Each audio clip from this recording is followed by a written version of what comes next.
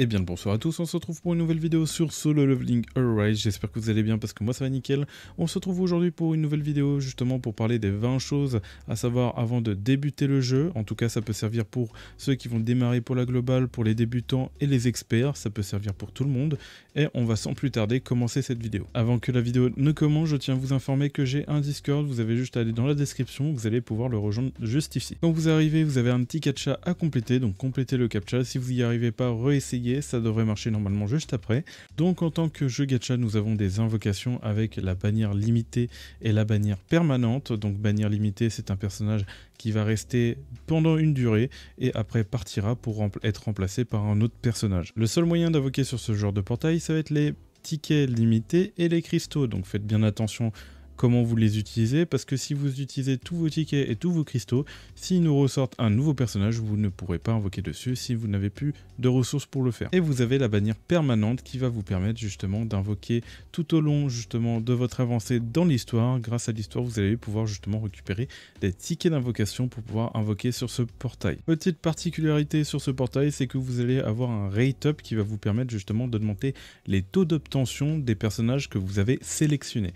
Donc comme vous le voyez, c'est exactement les personnages qu'il faut mettre au tout début du jeu quand vous débutez sur le jeu. Quand vous allez débuter le jeu, il va être très important de bien gérer votre activité Found qui va vous permettre de récupérer de l'or et de l'XP. Comment ça marche? Donc dites-vous que quand vous allez claim, vous allez avoir un bonus time. Ce bonus time va se cumuler à force que votre temps dans l'incubateur va augmenter. Donc plus vous avez justement de temps dans l'incubateur, donc si vous atteignez les 24 heures, vous allez avoir plus de bonus time que si vous avez 12 heures. Donc très important de comprendre ça pour justement avoir le plus d'XP possible et d'or et de ressources supplémentaires à côté. Quand vous cliquez dans la loupe tout en haut à droite, vous allez comprendre que vous allez augmenter justement le pourcentage d'or et d'XP obtenu en montant vos personnages dans votre box. Attention, c'est très coûteux en or et très peu recommandé, donc faites cela que quand vous améliorez vos personnages principaux. En parlant d'amélioration de vos personnages principaux, c'est ceux qui vont vous être utiles justement pour farmer le cerbère et l'araignée. Ceux qui sont juste en dessous ne serviront plus à rien parce que dites-vous que c'est justement des équipements level inférieur que nous allons pouvoir farmer, comme on voit le violet et level 30, et quand nous allons voir justement cerbère et l'araignée, pour les stuffs violets, le stuff est level 50 et plus haut pour justement les équipements légendaires qui va jusqu'au level 55. Donc au début, évitez au maximum d'améliorer vos équipements et essayez justement de passer l'histoire sans l'améliorer. Si vous bloquez, vous pouvez l'améliorer un tout petit peu, mais il faudra faire attention à ce que vous allez améliorer par derrière. Donc je rappelle bien que les persos principaux à améliorer, ça va être justement les persos qui vont vous être utiles pour le cerbère et l'araignée, et Sung Jin-woo pour justement farmer l'histoire. Les stats que vous allez devoir focus sur Sung Jin-woo, ça va être bien évidemment la défense penetration, l'attaque %, l'attaque additionnelle, et justement en quatrième stat, vous allez aussi avoir le taux crit. Pour les accessoires, quand vous allez les débloquer plus tard, il y aura du dégâts crit justement à aller chercher. Au début du jeu, il va être très important de partir sur des attaques flat, donc des attaques justement additionnelles attaques sur la main stat, justement pour pouvoir profiter et gagner un maximum de dégâts. Ne partez pas sur des full sets entiers au début parce que vous n'aurez forcément pas les sets qu'il faut avec les stats qu'il faut, donc partez sur différents stuff quitte à détruire le set pour justement pouvoir récupérer un maximum de stats attaque flat et justement de stats plus intéressantes en sous-stats. Et pour finir sur les bots, vous pouvez très bien partir sur une Def Penetration pour justement si vous n'avez pas de taux crit sur vos équipements. Pour savoir comment stuff vos personnages, vous avez juste à cliquer dans Hunter et à cliquer dans Skill et voir justement sur quelle attaque elle va justement faire ses dégâts. Là on voit que le personnage va faire ses dégâts avec HP comme c'est écrit juste ici. On peut aussi observer pour Emma avec ses HP. Nous pouvons observer avec Baek, avec son attaque, et on va justement regarder avec Wang, qui lui vont dire avec sa défense. Si vous voulez plus de précision justement sur comment stuff votre personnage, vous avez aussi recommandé tout en haut à droite pour savoir justement ce qu'il va falloir chercher pour le personnage. Très important, pensez aussi à vérifier que vous avez des attaques longues sur vos armes, parce que comme on peut l'observer sur la faux, on voit qu'elle a une attaque longue juste ici. Vous pouvez observer que sur d'autres armes, nous n'avons pas d'attaque longue, et si vous négligez justement cet aspect justement de cette arme, vous allez faire moins de dégâts si vous faites une attaque courte ou si vous faites une attaque longue. Je vais vous montrer ça juste après. Au niveau des compétences, on peut aussi retrouver cette attaque longue sur Sung Jin-woo, que nous allons pouvoir observer avec justement cette compétence-là. Nous allons voir justement que nous avons ce petit logo qui est rajouté pour nous dire qu'il faut rester appuyé sur la touche pour faire l'attaque longue. Petite démonstration où je vais vous montrer l'attaque courte de la faux. Voilà. Et démonstration quand je fais l'attaque longue avec la faux. Voilà. Donc on voit quand même la différence. Je rappelle que l'attaque courte, c'est quand vous appuyez qu'une seule fois, et l'attaque longue, c'est quand vous restez appuyé sur la touche. Au niveau des portails, nous avons 4 couleurs différentes. Nous avons la couleur bleu, violet, rouge et jaune. En fonction des couleurs que vous allez lancer, vous allez avoir des ressources différentes. Comme on peut l'observer avec le portail bleu, vous allez avoir des ingrédients pour l'armorerie. Ensuite, vous allez avoir des ingrédients pour améliorer vos équipements et des ingrédients pour justement monter le level de vos armes, ainsi que justement un petit pourcentage de chance d'avoir un équipement. Vous avez les portails violets qui vont vous permettre de justement obtenir des récompenses qui vont vous permettre de limit break vos armes ou casser la limite de l'arme, qui va vous permettre de passer l'arme de level 20 par exemple au level 40. Vous aurez aussi des équipements et cette ressource qui sera très rare à obtenir. Et ensuite au niveau des portails rouges, nous allons pouvoir retrouver des justement ressources pour améliorer les compétences de vos personnages, des pierres qui vont vous permettre justement de mana pour améliorer vos hunters plus tard, et aussi un équipement légendaire, donc un peu plus de chances de dropper un équipement un peu plus haut level. Et pour finir, vous avez le portail doré qui va vous permettre justement de farmer des golds. Actuellement, j'en ai pas, mais ça va être justement un bon moyen de farmer les golds.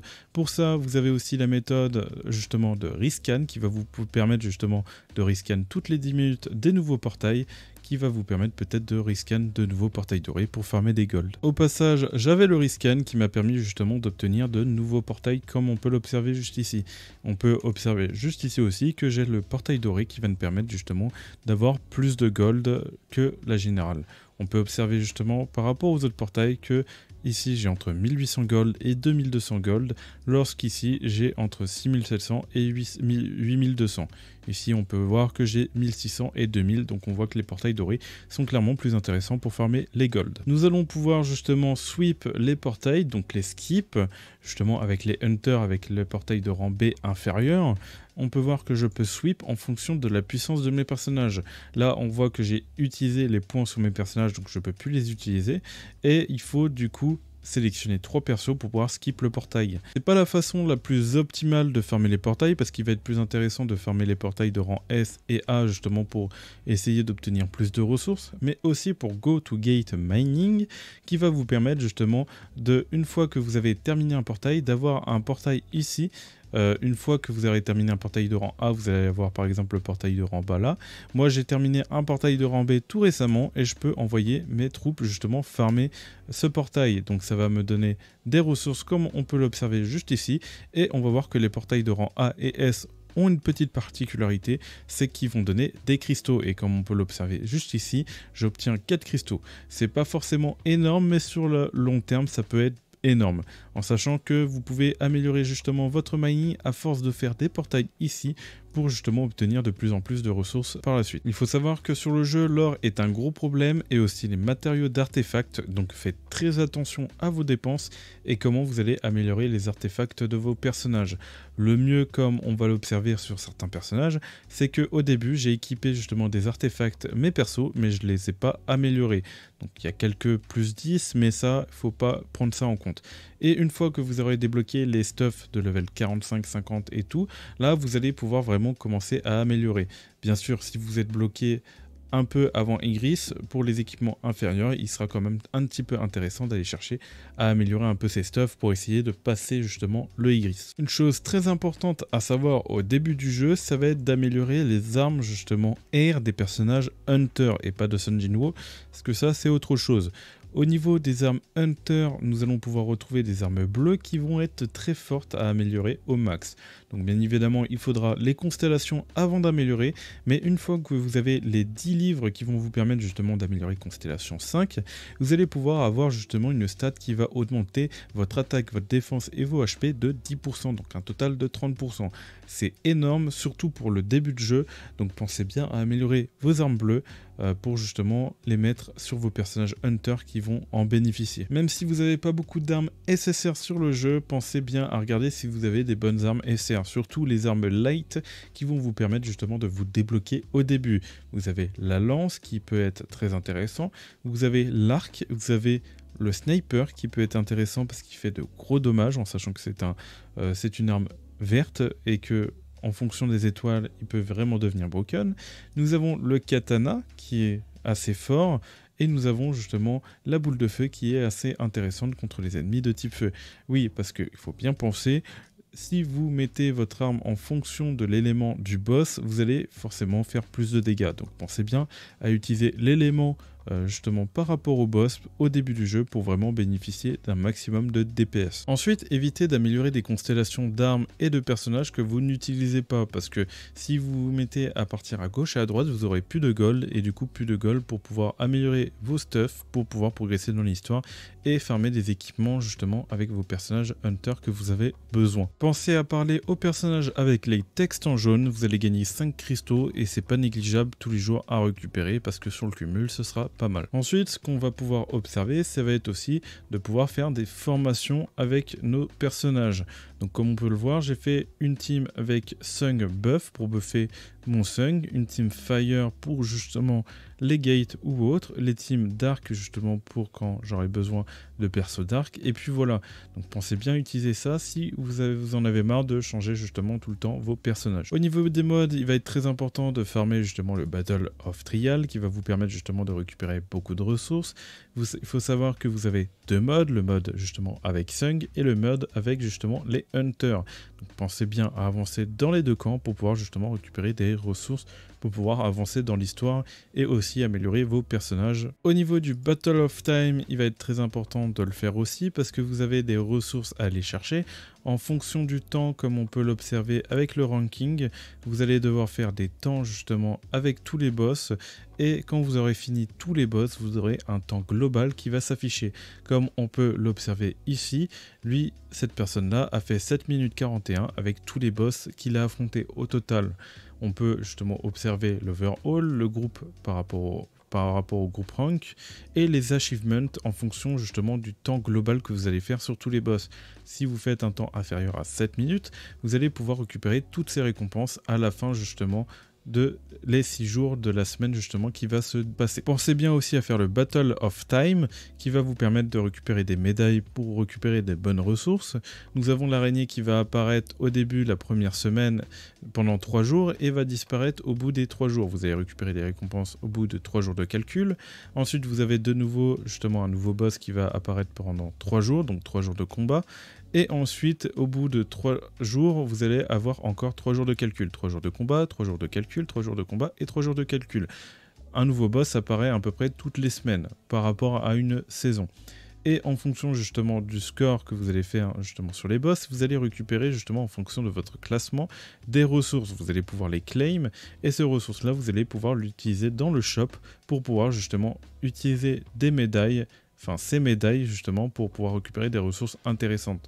Pensez bien à récupérer justement le plus important, nous avons ça, nous avons justement les tickets qui sont très intéressants. Pensez bien à utiliser vos médailles avant la fin de la saison parce qu'on peut observer juste ici qu'ils disent que les médailles disparaissent, vont reset justement à chaque saison. Au niveau de Power of Destruction que vous allez pouvoir débloquer au chapitre 14, vous allez pouvoir débloquer le dragon que vous aurez au début au level 40 et au fil de temps vous allez le débloquer au level 60. Donc nous avons le boss level 40 et le level 60 qui est d'un tout autre niveau. Il faut savoir que le boss reset tous les jours avec un élément différent, donc pensez bien à utiliser l'élément qu'il faut. Au début vous allez très certainement pas faire beaucoup de score mais c'est totalement normal.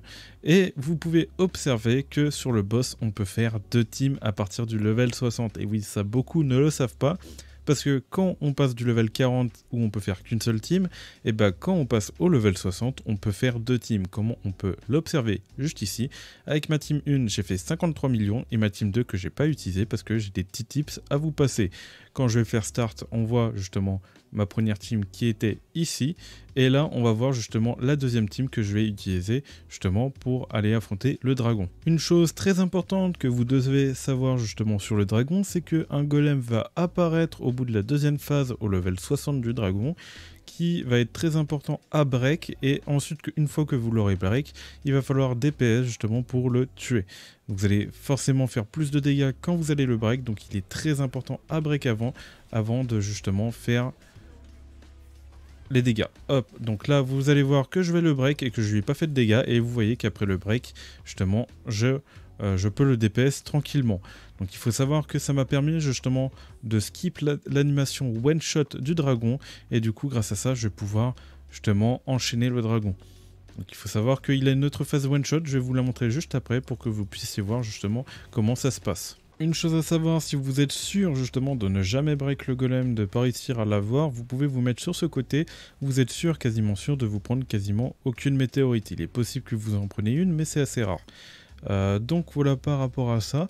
Donc ça a mis comme quoi j'aurais break l'ennemi, donc c'est peut-être Maceo qui la break, non, j'ai rien qui a break. Et là on va voir du coup sa phase one shot qui va me one shot mon Son Jinwoo. Et bon bah là vous avez vu que j'ai pas mal de vie, mais généralement vous êtes one shot. J'avoue que j'ai réussi à survivre, c'est plutôt rare. Et à partir de là vous aurez moins de buff de dégâts sur le dragon, et vous allez prendre plus de dégâts, et vous avez plus de risque de vous faire one shot aussi, parce qu'il va faire de très gros dégâts aussi, il va prendre beaucoup de buff. Donc vraiment la meilleure chose à faire, c'est de tuer le golem pour pouvoir skip cette phase et ensuite faire plus de dégâts derrière, et justement avoir vos personnages soutiens qui survivent plus longtemps, même si au début ça risque d'être un peu galère. Voilà, je vous ai dit à peu près toutes les choses importantes à savoir sur le jeu, donc n'hésitez pas justement à dire votre avis dans les commentaires sur cette vidéo, et aussi à dire les autres astuces qu'on pourrait dire aussi. Ça pourrait être aussi le sujet d'une autre vidéo, partie 2 par exemple. N'hésitez pas aussi à rejoindre le Discord, les liens sont dans la description comme je l'ai montré au début de la vidéo. Et moi je vous dis tout simplement tchuss pour de prochaines vidéos et de prochains lives, c'était Virtual, allez bye tout le monde.